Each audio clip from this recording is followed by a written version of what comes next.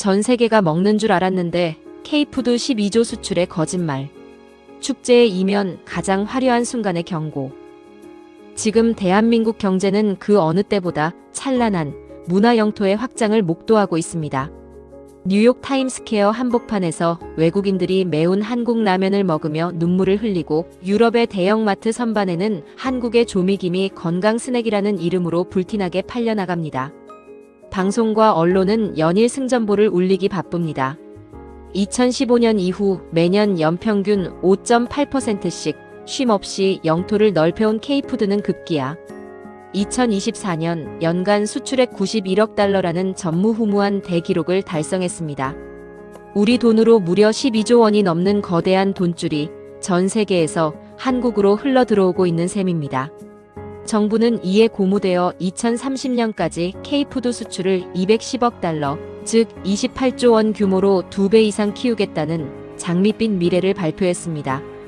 바야흐로 전 세계가 한국의 맛에 중독된 K푸드의 황금기이자 축제의 정점입니다. 하지만 시사 경제를 공부하고 시장의 이면을 들여다보는 우리의 시선은 그리 편안하지 못합니다. 경제학에서 가장 위험한 순간은 바로 모두가 최고라고 환호하며 한 곳으로 몰려들 때이기 때문입니다. 지금 K푸드가 거두고 있는 이 기록적인 대성공은 역설적이게도 한국 식품 산업의 목줄을 죄어오는 가장 치명적인 부메랑이 되어 돌아오고 있습니다. 전 세계가 한국 음식을 먹고 있다는 언론의 보도는 사실 거대한 착시일지도 모릅니다. 우리가 애써 외면하고 있는 통계의 이면에는 단 몇 개 국가의 처분만 바라보며 하루하루 위태로운 줄타기를 하고 있는 K푸드의 슬픈 자화상이 숨어 있습니다. 겉으로는 화려한 글로벌 챔피언이지만 속을 들여다보면 특정 국가와 특정 품목이라는 좁은 감옥에 스스로를 가둔 채 시한폭탄의 타이머를 누르고 있는 형국입니다.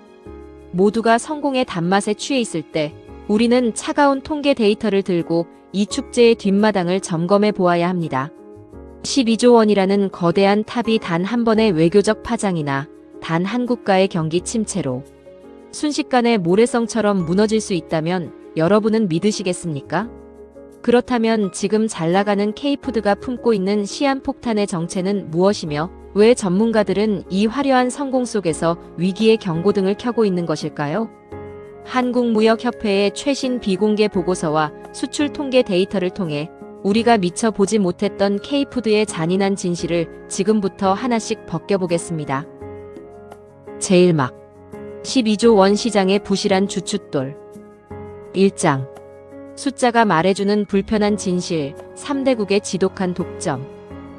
한국무역협회 KITA가 발표한 최신 글로벌 식품 수출 동향 데이터를 정밀 분석해보면 우리가 마주하고 싶지 않은 잔인한 숫자들이 고스란히 드러납니다. 2024년 기준 대한민국 농수산식품의 총 수출액은 91억 달러입니다. 이 거대한 숫자를 국가별 지도로 펼쳐보면 기이할 정도로 기형적인 쏠림 현상이 관찰됩니다. 세계에는 200여 개가 넘는 나라가 존재하지만 K푸드 수출의 운명을 쥐고 흔드는 나라는 딱 3곳에 불과합니다. 세계 최대의 소비 시장인 미국이 전체 수출의 19.0%를 차지하며 1위로 올라섰고 그 뒤를 이어 오랜 교역국인 중국이 16.2%, 그리고 역사적으로 엔저 속에서도 견고한 수요를 유지해온 일본이 14.3%를 차지하고 있습니다. 이 미중일 3개국의 점유율을 합산하면 무려 49.5%입니다. 대한민국이 해외로 수출하는 농식품 2개 중 하나는 무조건 이 3나라 중 한 곳으로 들어간다는 뜻입니다.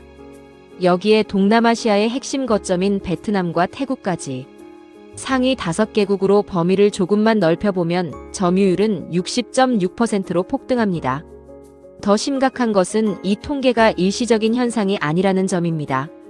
지난 10년간의 무역 통계를 시계열로 추적해보면 글로벌 금융위기나 팬데믹, 그리고 수많은 지정학적 리스크 속에서도 이 상위 국가들의 독점 구조는 단 1%도 깨지지 않고 콘크리트처럼 유지되었습니다. 전 세계 시장을 개척했다는 외침이 무색하게도 우리의 영토는 10년 전이나 지금이나 미중일이라는 거대한 삼각 울타리 안에 갇혀있는 셈입니다. 이 지독한 편중은 단순한 무역 통계의 불균형을 넘어 기업들의 생존을 위협하는 구조적 모순을 낳습니다. 상위 세계국의 매출의 절반을 의존하는 상황에서 국내 식품 기업들은 이들 국가의 정책 변화나 통관 기준 강화 혹은 작은 관세 장벽 하나에도 전사적인 타격을 입을 수밖에 없습니다. 겉으로는 매출 영업이익 역대 최고를 기록하며 주가가 치솟고 있지만 내부적으로는 특정 국가의 내수 경기 흐름에 기업의 명줄이 저당 잡힌 기형적인 구조입니다. 그렇다면 왜 우리는 지난 10년이라는 긴 시간 동안 이 편안하고도 위험한 삼각 울타리를 단 한 발짝도 벗어나지 못했던 것일까요? 그리고 이 기형적인 안정감이 가져올 진짜 공포는 어떤 형태로 우리에게 다가오게 될까요? 2장.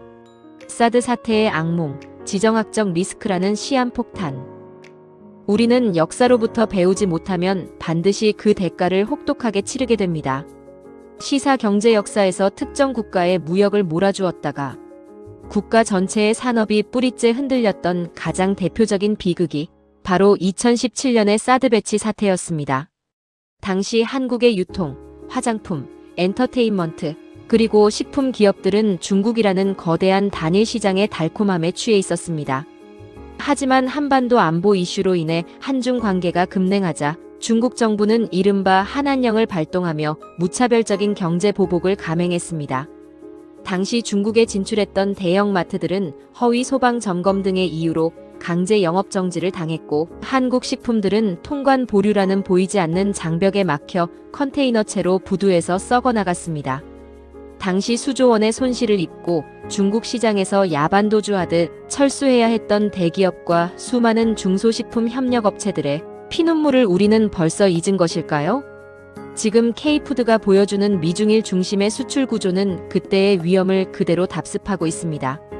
만약 지금 이 순간 미중 갈등이 극단으로 치달아 미국이 대중국 제재를 강화하거나 반대로 중국이 자국 중심의 공급망을 통제하기 위해 한국산 수입식품에 대한 검역을 무기한 강화한다면 어떤 일이 벌어질까요? 혹은 미국의 보호무역주의의 성향이 강해지면서 한국산 가공식품에 높은 보복 관세를 부과한다면 미국 시장 하나만 바라보고 막대한 현지 공장 투자를 감행한 국내 식품 대기업들은 그 천문학적인 고정비를 어떻게 감당할 수 있겠습니까? 수출 시장의 다변화가 없는 성장은 날씨가 좋을 때만 안전한 돛담배와 같습니다. 폭풍우가 몰아치는 글로벌 무역 전쟁의 시대에 단 3개의 기둥에만 의지해 서 있는 K푸드라는 거대한 빌딩은 균열의 징후를 보이고 있습니다. 그러나 위기는 여기서 끝이 아닙니다. 우리가 마주한 진짜 본질적인 문제는 비단 어느 나라에 파는가라는 지리적 한계에만 머물지 않습니다.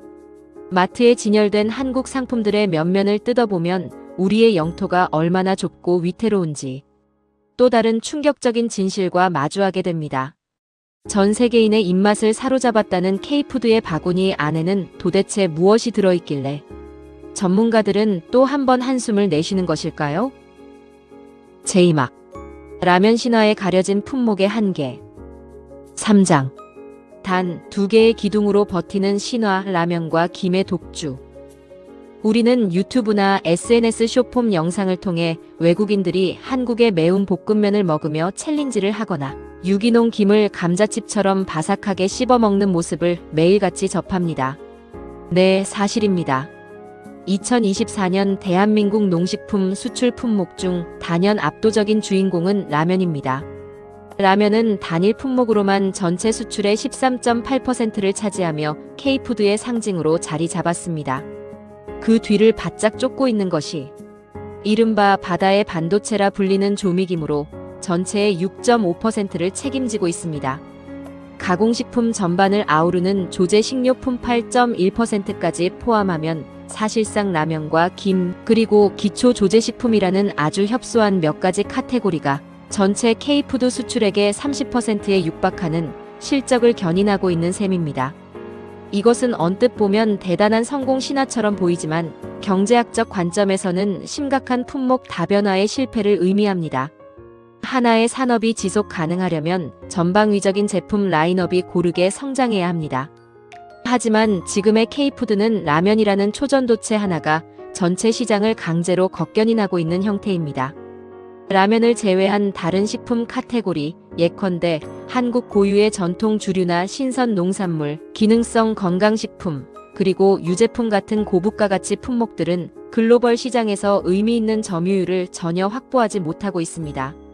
한류라는 거대한 문화적 프리미엄을 등에 업고도 전 세계 소비자의 일상적인 식탁 전체를 지배하는 것이 아니라 간식과 자극적인 별식이라는 아주 제한적인 영역에 머물러 있다는 방증입니다. 특정 품목에 대한 과도한 의존은 해당 제품의 트렌드가 바뀌거나 대체제가 등장했을 때 산업 전체가 침몰하는 결과로 이어집니다. 지금의 라면 열풍이 5년 뒤, 10년 뒤에도 전 세계 청년층에게 소비될 수 있을까요? 만약 웰빙과 건강을 극단적으로 추구하는 글로벌 소비 트렌드가 더 강력해져 나트륨과 가공 탄수화물 함량이 높은 인스턴트 라면에 대한 규제나 기피 현상이 시작된다면 우리 식품 산업을 지탱하던 거대한 기둥 하나가 통째로 뽑혀 나가는 것입니다. 그렇다면 우리는 라면과 김의 뒤를 이을 차세대 성장 동력을 준비하고 있을까요? 왜 수많은 식품 대기업이 막대한 연구 개발비를 쏟아붓고도 라면의 뒤를 이을 제2의 K푸드를 만들어내지 못하고 있는지 그 근본적인 원인을 추적해봐야 합니다. 사장. 문화 프리미엄의 유통기한과 내수 기업의 한계. K푸드가 지금의 성장을 이룬 가장 큰 1등 공신은 기업의 눈부신 기술력이라기보다는 사실 K 콘텐츠의 폭발적인 흥행 덕분이었습니다. BTS가 예능 프로그램에서 떡볶이를 먹고 한국 드라마 주인공들이 소주에 삼겹살을 곁들이는 장면이 전 세계로 송출되면서 외국인들은 한국 음식을 하나의 힙한 문화 상품으로 소비하기 시작했습니다. 하지만 냉정하게 말해 문화적 호기심으로 인한 소비는 유행의 주기가 지나면 급격히 식어버리는 휘발성을 지닙니다. 제품 자체의 독보적인 품질이나 대체 불가능한 영양학적 가치가 뒷받침되지 않는다면 외국인들에게 K푸드는 한두 번 재미로 먹어보는 이국적인 경험에 그칠 확률이 매우 높습니다. 실제로 한국무역협회 보고서에 따르면 한국의 간식류나 주류, 신선식품 등은 철저하게 현지 교민 시장이나 아시아계 대형마트라는 안전한 울타리 안에서 대부분 소화되고 있습니다. 현지 주류 사회의 깊숙한 식문화로 파고들지 못했다는 뜻입니다. 이는 국내 식품 기업들이 해외 현지의 까다로운 위생 기준과 복잡한 유통망을 뚫기보다는 이미 형성된 한류 팬덤이라는 손쉬운 시장만을 공략해온 안일함의 결과이기도 합니다. 유통기한이 짧은 신선식품은 냉장 물류 인프라, 콜드체인의 부재로 태생적 한계에 부딪혔고 전통 장류나 소스류는 외국인들의 식습관에 맞춘 로컬라이징, 현지화 연구가 턱없이 부족했습니다. 우리가 미중일이라는 편한 시장에서 라면과 김만 팔며 안주하는 사이 글로벌 식품 공룡들인 네슬레나 유니레버 등은 막대한 자본을 바탕으로 아시아 스타일의 미투 제품들을 쏟아내며 우리의 숨통을 조여오고 있습니다. 한류라는 프리미엄의 유통기한이 다 가기 전에 우리가 이 고착화된 편중의 감옥을 깨부수지 못한다면 K푸드의 미래는 신기루처럼 사라질지도 모릅니다. 그렇다면 이 절체절명의 위기 속에서 대한민국 경제가 찾아낸 새로운 탈출구는 어디에 있을까요? 미중일의 그늘을 벗어나 완전히 새로운 영토에서 대박을 터뜨리고 있는 우리가 미처 몰랐던 진짜 블루오션 시장들의 정체를 공개합니다. 제3막 무역협회가 발굴한 3대 블루오션 5장 다변화라는 생존 방정식, 지도에 없던 영토를 찾아서 글로벌 경제학에서 시장의 위기를 극복하는 유일한 정답은 포트폴리오의 분산, 즉 팔로의 다변화입니다. 달걀을 한 바구니에 담지 말라는 격언처럼 미중일에 쏠린 무역 구조를 전 세계 다양한 대륙으로 쪼개어 넓히는 것만이 외부 충격으로부터 우리 산업을 보호하는 유일한 방패입니다. 이에 한국무역협회는 전 세계 수십 개국의 인구 구조 변동, 도시화율, 물류 편의성, 그리고 디지털 인프라와 한류 동호회 성장 추이 등 수백만 개의 비정형 데이터를 종합 시뮬레이션했습니다. 그 결과 기존의 관념을 완전히 뒤흔드는 전혀 새로운 3대 K푸드 유망 시장을 도출해냈습니다. 이 국가들은 그동안 국내 유통 대기업들이 거들떠보지도 않던 변방이거나 우리에게는 그저 관광지 혹은 생소한 대륙의 한 나라로만 인식되던 곳들입니다. 하지만 데이터는 거짓말을 하지 않습니다. 이들 시장은 지금 완벽한 인구 보너스 효과와 경제 성장기에 진입했으며 한국 문화에 대한 개방성이 최고조에 달해 있어 먼저 깃발을 꽂는 기업이 향후 20년의 독점적 이익을 누릴 수 있는 황금의 땅으로 변모하고 있습니다. 라면과 김이라는 한정된 무기를 넘어 각 국가의 독특한 문화적 가려운 곳을 긁어줄 수 있는 맞춤형 품목들이 이미 현지에서 조용한 혁명을 일으키기 시작했습니다. 대기업들이 미국과 중국 시장의 치열한 레드오션에서 제 살 깎아먹기식 마케팅 경쟁을 벌이고 있을 때 지혜로운 중소기업들과 선구적인 무역상들은 이미 이 새로운 대륙으로 거침없이 항해를 시작했습니다. 이름만 들어도 생소한 중남미와 북유럽, 그리고 아프리카의 심장부에서 도대체 어떤 기적 같은 데이터들이 찍히고 있는 것일까요? 지금부터 대한민국 식품 산업의 미래를 바꿀 첫 번째 비밀의 영토, 중남미의 숨은 진주로 가보겠습니다. 6장. 온두라스의 젊은 입맛과 라트비아의 소스 혁명. 한국무역협회가 지목한 첫 번째 블루오션은 중남미의 온두라스입니다. 많은 이들이 온두라스라고 하면 치안이 불안하거나 경제 규모가 작다고 치부해버립니다. 그러나 경제 데이터는 전혀 다른 기회를 말해줍니다. 온두라스는 현재 인구 구조가 기가 막힐 정도로 젊은 국가입니다. 청년층 인구가 폭발적으로 증가하고 있으며 급격한 도시화로 인해 외식과 가공식품 소비율이 매년 2자릿수 이상 성장하고 있습니다. 특히 이 젊은 소비자들은 한류 콘텐츠에 대한 몰입도가 상상을 초월합니다. 무역협회는 온두라스의 도시 청년층을 타깃으로 한 과자, 초콜릿, 아이스크림 같은 K간식류의 성공 가능성을 매우 높게 평가했습니다. 이미 현지 마트에서는 한국산 스낵이 세련된 상류층의 디저트로 인식되며 불티나게 팔리기 시작했습니다.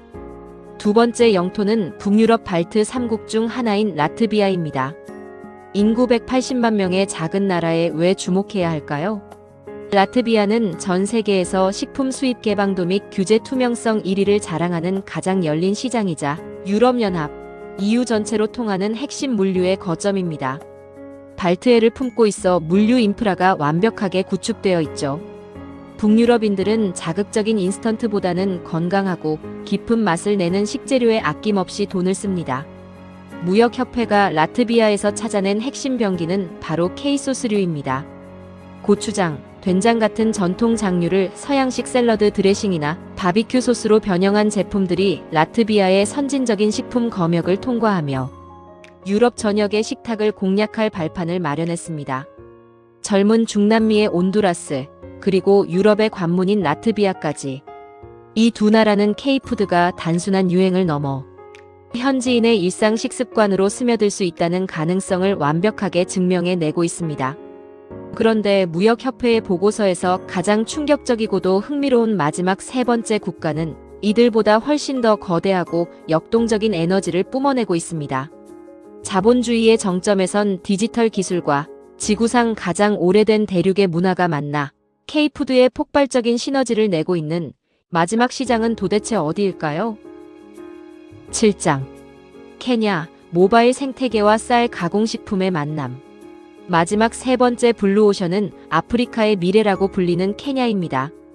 여전히 아프리카를 빈곤과 기근의 대륙으로만 생각하신다면 시사경제의 흐름을 완전히 놓치고 계신 겁니다. 지금 케냐는 전 세계에서 가장 진보된 모바일 결제 및 전자상거래 생태계를 보유한 이른바 실리콘 사바나로 불리는 곳입니다. 케냐 국민의 90% 이상이 엠페사라는 모바일 머니를 사용해 지갑 없이 스마트폰으로 모든 경제 활동을 처리합니다. 이 고도로 발달한 디지털 인프라 위에 한류 열풍이 더해지자 스마트폰 앱으로 음식을 주문해 먹는 케냐의 젊은 중산층 사이에서 전례 없는 식품 혁명이 일어나고 있습니다. 무역협회가 케냐 시장의 킬러 콘텐츠로 꼽은 것은 바로 떡볶이와 쌀과자 같은 K쌀 가공식품입니다. 케냐는 전통적으로 탄수화물 섭취 비중이 높고 쌀이나 밀가루 기반의 쫄깃한 식감에 거부감이 없습니다.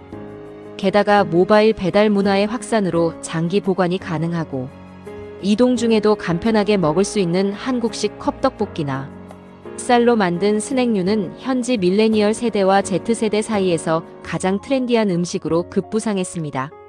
냉장 물류 인프라가 부족한 아프리카 환경에서 실온 보관이 용이한 기술력이 집약된 한국의 쌀 가공식품은 유통의 한계마저 가볍게 극복해버렸습니다. 온두라스의 간식, 라트비아의 소스, 케냐의 쌀과 공식품. 이 세 마리 토끼는 미중일이라는 해묵은 삼각 울타리를 깨부수고 K푸드가 어떻게 지구촌 전역으로 영토를 확장할 수 있는지 보여주는 완벽한 이정표입니다. 데이터가 가리키는 이 명확한 길을 두고 과연 우리는 언제까지 안정적인 감옥 안에서 안주하고 있을 것입니까? 이제 대한민국 K푸드는 생존을 위한 마지막 위대한 도약의 순간을 맞이해야 합니다. 이 거대한 글로벌 영토 전쟁에서 승리하기 위해 기업과 우리 사회는 지금 당장 무엇을 바꾸어야 할까요? 제3막 글로벌 경제 영토를 넓히는 원팀의 전략. 8장 익숙한 감옥을 탈출하라. 2030년을 향한 우리의 과제. 결국 K푸드가 전 세계 시장에서 반짝 지나가는 유행이나 소수의 매니아 문화로 끝나지 않고 정부가 공언한 2030년 210억 달러라는 위대한 이정표를 달성하기 위해서는 과감한 체질 개선이 필수적입니다. 미중일이라는 익숙하고 편안한 시장은 이제 성장판이 닫히고 있는 포화 상태의 레드오션입니다. 기업들은 당장 눈앞의 분기 실적을 올리기 위해 대형 시장에 라면 박스를 몇 개 더 밀어넣는 안일한 경영에서 벗어나야 합니다. 온두라스, 라트비아, 케냐와 같이 데이터가 증명하는 새로운 미개척지에 과감하게 선제 투자를 감행하는 기업가 정신이 그 어느 때보다 시급한 시점입니다. 이 거대한 다변화 전략은 결코 민간 기업 독자의 힘만으로는 불가능합니다. 중소식품 기업들이 생소한 국가의 복잡한 위생 검역 기준을 통과하고 현지의 부실한 물류 인프라를 극복하기 위해서는 정부와 공공기관이 앞장서서 거대한 방파제를 만들어 주어야 합니다.